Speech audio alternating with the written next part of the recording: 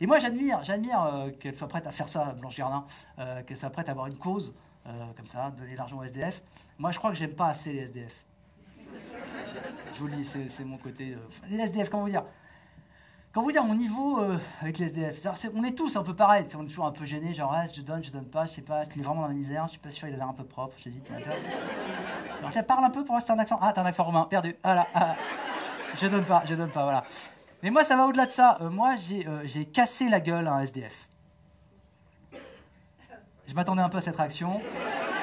C'est vrai que c'est un début de sketch un peu bizarre. Mais attendez de savoir la fin, avant de me juger. Voilà. Alors, j'ai pas cassé la gueule à SDF en mode orange mécanique, genre tiens, prends ça, feignasse, je m'appelle Laurent Wauquiez. Ah, j'ai cru que vous étiez Benjamin Griveaux, oh, c'est pas grave. Voilà. On se ressemble un peu, c'est vrai. Non, c'est passé très simplement. En fait, je rentrais d'une soirée il y a 2 ans à peu près. Donc, j'ai même pas l'excuse de la jeunesse. Attendez. Vous allez comprendre. Je rentrais d'une soirée et je me suis dit, je vais aller jusqu'à Marcel Samba, ce qui est une petite trotte, hein, quand même, quasiment 1 kilomètre pour ceux qui connaissent un peu Boulogne. Très jolie Boulogne, je sais pas si vous connaissez. C'est comme Neuilly en pire, voilà. Donc je marche, et là je vois arriver un type sur une rue transversale, un type un peu bizarre, un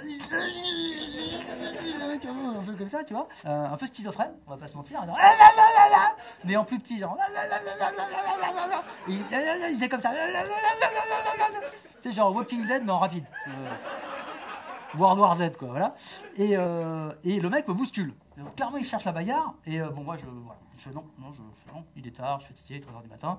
Alors, je précise, c'était, comment vous dire, physiquement, il n'était pas très impressionnant. On était plus proche de Zemmour que de The Rock. Hein, voilà. Et puis, il part comme ça, devant moi, et je vois, quelques dizaines de mètres plus loin, au métro Marcel Samba, justement, qui est fermé à ce moment-là, il y avait 2 jeunes femmes qui fumaient une clope. Et il leur saute dessus, mais direct, en les tapant comme ça, quoi.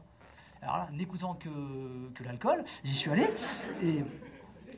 je remercie à la fois l'éducation de mes parents et le Pernod Ricard. Je n'ai pas réfléchi, j'y suis allé direct, j'ai commencé à lui taper dessus. Il m'a tapé dessus aussi, il m'a éclaté la lèvre et tout. Et on s'est battu. Assez rapidement, je l'ai quand même coincé. Je lui ai dit, écoute, si tu te relèves, je te détruis. Ce à quoi il a répondu. J'ai pris ça pour un acquiescement et je l'ai laissé partir. J'imagine qu'après il a tué quelqu'un, enfin bon, c'est comme ça. Et les 2 jeunes femmes m'ont remercié en me disant ah merci. Elles pleuraient et tout, c'était touchant, tu vois. Et moi, j'ai même pas demandé leur numéro de téléphone. C'est vous dire à quel point je suis chevaleresque et con. Et je suis parti en disant, avec ma lèvre enflée et ma dent qui commence à dire ah, vous en faites pas, n'importe qui aurait fait pareil à ma place. Il y a un taxi qui arrive à ce moment-là, je suis monté dedans, je suis parti comme un prince, c'était vraiment assez chouette. Et vous êtes d'accord que le début et la fin de l'histoire sont complètement différents. Donc parfois, c'est bien de casser la gueule d'un SDF.